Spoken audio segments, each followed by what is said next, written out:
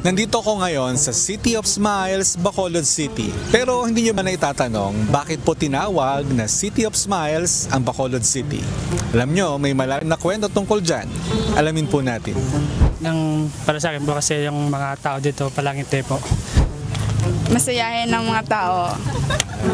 Everyday ang mga tao galagaw sige smile labo na siya gurang gintawag bako is ng City of Smile. Noong 1980s, tinamaan ng krisis ang Bacolod. Bumagsak ang sugar industry at marami ang nawalan ng trabaho. Imbes na sumuko, gumawa sila ng festival ng mga ngiti. Diyan ipinanganak ang Mascara Festival.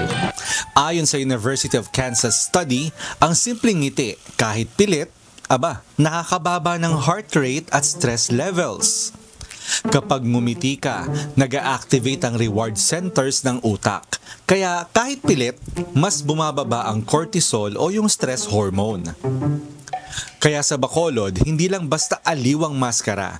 Proven stress relief pa yan para sa locals at bisita. Kaya pag nandito ka sa Bacolod, huwag pong tinitipid ang inyong mga ngiti. Good vibes na, scientifically healthy pa. Sana may natutuhan kayo at laging tatandaan, mapalad po ang tao na nakakasumpong ng karunungan at ang tao na nagtatamo ng kaunawaan.